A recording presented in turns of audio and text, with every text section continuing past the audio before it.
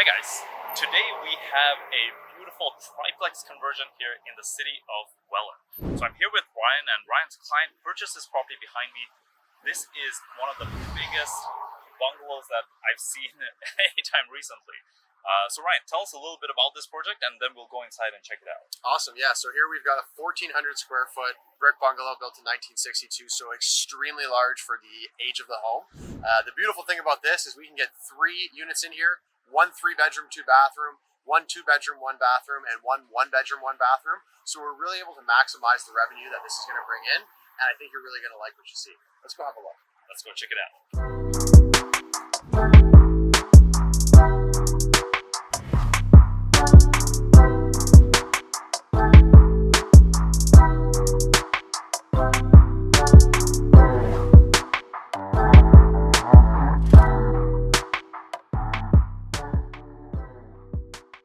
All right, so we're here in the living room of this property, and already you can see it's a little bit bigger than your typical, 1,100 square foot bungalow. But Ryan, tell us about what's happening back in this corner of the property. For sure, yeah. So because we have so much space in here and we could really we don't need a living area that's this big, we're able to take some space from this living area and actually create this into a 3rd entrance. So both of the units have completely separate entrances, as well as taking away as little space as possible from the lower units, as those are the ones where the space is more of an issue. Additionally, we still have some space left over here. So instead of creating a little jog or something, we're going to create a little 2-piece powder room. So that's going to bring this main floor to a 3-bedroom, 2-bathroom property. Yeah, so that's going to be pretty sweet. We don't see that often where you have a second washroom, especially for a 3-bedroom unit and an upper unit. So this should really elevate how much rent we can get from this place. For sure, rent and both tenant quality, because your best tenants are going to gravitate towards the best product, and because there aren't a lot of 3-bedroom, 2-bathroom homes, we're going to be able to kind of have our pick of the litter here in terms of what tenants we're going to get. All right, perfect. So let's head on down to the basement. All right, so we're now in the side entrance to the property. The door behind us here leads to the garage. There's this entrance up currently to the upper unit, but I believe this is becoming the laundry. Yeah, laundry is going to be just off to the side here, actually. But this is going to allow us to run up all their plumbing without taking or stealing any space from the upper unit. Again, just a really good way to kind of maximize the space. Perfect. And again, one of the challenges with these triplex conversions is that each basement unit needs its own dedicated entrance. And if you're digging outside, that can be a considerable cost. So the alternative is we steal a little bit of space from the unit and put interior staircases. So then you only put the exterior door, right? Absolutely, yeah. You're going to be saving yourself like anywhere from $15,000 to $20,000 by doing that. So, that's a big expense that if we can 100%. eliminate, it's awesome. 100%. So this is the existing entrance into the current basement, and it's going to be used as one of the entrances to the rear basement apartment. So let's go check it out. So this basement is just gigantic. You can already see how much space there really is just because it's completely unfinished. So I guess talk us through what's the idea design for this space. I guess what did you see when you saw this property for the client? For sure. So, one thing we saw obviously was the square footage. We pretty much immediately knew with the square footage and where the current entrances were that we'd be able to do 3 really nice units. So our goal was to be able to do 1 2-bedroom unit and 1 1-bedroom unit in the basement. That's really allows us to maximize the rents that the lower level is going to bring in. One thing that was really nice about this basement was this big, large concrete wall going right down the middle of the property.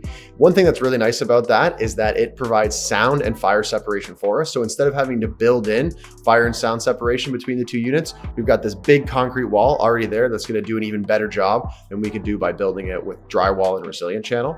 Additionally, it pretty much breaks up this basement right in half. So instead of having to worry about designing and where the units are going to be, we pretty much blocked it off. So we have 2 equal spaces and we're ready to create our units. Yeah, that's actually very interesting, because usually a concrete wall in the middle of a basement was a disadvantage when we were doing duplex conversions. Now it's an advantage because, that sound separation, that you're not going to build a concrete wall to do a triplex conversion, but if you have it there, you get all the benefits of it, right? So That's pretty cool. All right, let's go check out the other half of this basement. Now, before we go into the other half of the basement, behind us here was a hidden surprise that we found after doing some demos. So tell us what we found back here. For sure. So this used to be a wall-to-wall fireplace all the way up to the ceiling was massive wood burning fireplace and even had a spot for wood storage there. So it was really thick and really deep, about 4 feet of space we estimated, but we really didn't know until we got into it. After doing some demo, we found out that we had like the full 4 feet, and we also found we had a window here. We maybe could have seen this from the outside, but between us, designers, inspectors, nobody figured this out until we decided to remove it all. And now we're basically left with 1 extra window, which is big because from a construction standpoint, we're now adding light into the area, and that's 1 less window that we have to cut. Now, this unit is pretty awesome. Like already you have a lot of existing windows, and it makes it much easier for us to expand them and to like meet the 10% light requirement that we now have to do. And just makes the place feel so spacious, right? So this is a 2-bedroom unit, you were saying. This will be in the 2-bedroom side, yes, absolutely. Okay, awesome. Let's head over to the other side. So we're now on the other half of this basement. And right over here is where the staircase that's going to be built is going to be, right at one end of this apartment. And behind us here is the entire space that's being converted into you were saying a 1-bedroom apartment. So talk us through this layout and how are we going to get enough natural light and all the requirements here? For sure. So yeah, I mean, one thing we're going to do is obviously the staircase is going to be coming in here. We don't need light requirements for a bedroom or a kitchen. And so one thing we're going to try and do is strategically place those bedroom and kitchen. So for instance, the bathroom and kitchen. So one thing we're going to do is we're going to put the bathroom in the cold cellar. So there's no windows there. We don't actually need windows in there to have a bathroom there. So it turns previously dead space into a very functional space by a bathroom. Then we're going to have our kitchen on an interior wall, again, so that we can save all our exterior walls for the windows that we're going to need for the living space and the bedroom. We were kind of limited here. We maybe could have squeezed a 2-bedroom unit in here, but in terms of the light requirements, it was going to be very difficult. So we thought we'd make a really nice 1-bedroom, having big windows, big living space, which will make it kind of a premium 1-bedroom unit. Awesome. Yeah, no, I think this unit is definitely going to turn out. Just the amount of space for a 1-bedroom is gigantic. And, we're 6'2", 6'3", like you have like over 7 feet ceilings in here as well. So it feels spacious, even though it is a basement apartment. All right, so we have the drawings here for this triplex conversion. So Ryan, tell us, how much rents we're expecting from each unit, what the renovation budget, what the purchase price, all the numbers for this particular project. For sure, yeah. So we're able to get this property for $560,000 plus a very high extensive renovation budget. We're going to estimate that renovation budget is going to be around $200,000. Our client is doing some management work himself, so that's going to help bring his costs down. If you were doing this entirely with a GC, you'd be looking more at the $250,000 range. When we get into the actual rents that we're going to get for this property, the upper unit over here, because it does have that extra bathroom and potentially has the ability to rent it out to the garage, we should be in that $2,100 to $2,200 range on the low end. We have seen a few go a little bit higher, but to be conservative, we run our numbers there. When we get into the basement unit over here, we've got our 2-bedroom front unit here, which we should easily be able to get $1,500 for. It is a little bit smaller than our traditional 2-bedroom, but it will have really big windows and still be a very functional unit space. And then over here on our 1-bedroom, we should be looking in the $1,350 range for a unit of that size. Yeah, those sound like great numbers, and possibly hydro in addition to those. Yes. Hydro will be separate, so all units will be plus hydro. So the tenants will be paying for, all their lighting, their cooking. Each unit will have its own washer dryer, so any use that they're going to be doing for that as well. So our client will just have to pay for the gas and the water. Yes. Yeah.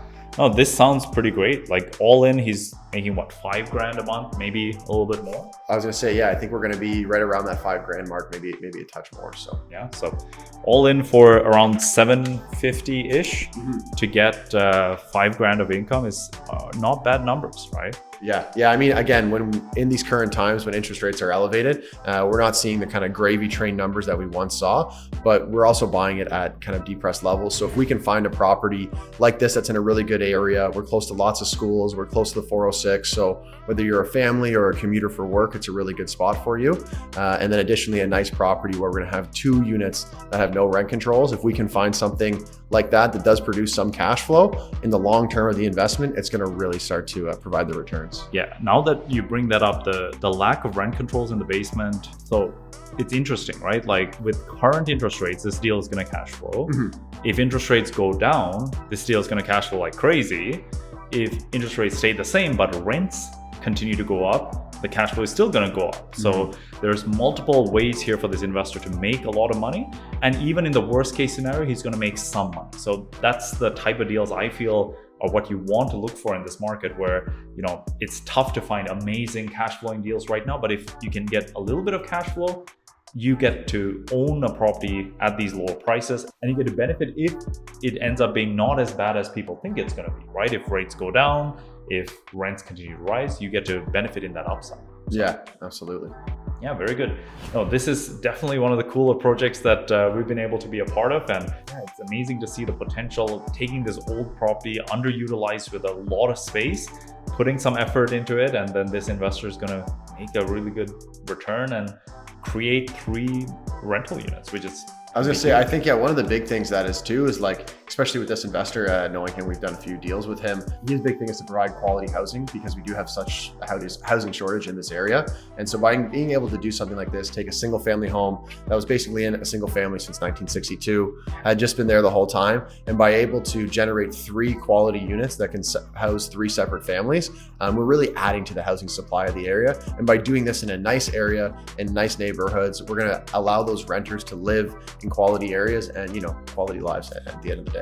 Yeah, no, I think this is it's a win-win-win, right? Mm-hmm. The investor makes some money, the tenants get a nice place to live in, and we're able to actually buy the property from someone who's probably lived in it forever, left it in this shape. They've taken good care of it. Yeah, before we demoed it, it was in good shape. It was in good shape, but definitely underutilized. Like, that basement is completely empty, right? Was it empty when you guys bought it? They had an old kitchen down there. I mean, this is notoriously a European neighborhood where a lot of cooking was done in the basement. So, but yeah, they had 2 kitchens in this place, but it was one family, and they were only using 1 kitchen at a time. And yeah, it's kind of one of those things. So. Yeah. See, a lot of space for one family. Now we're making it into smaller apartments, but now more families have a well-finished, usable space to live in, right? Mm-hmm. So yeah, so if you love projects like this, definitely subscribe to our channel. If you're interested in investing in the Niagara region, there's a link to our beginner's guide to creating a legal basement apartment. So you can find that in the description below. And until next time, all the best.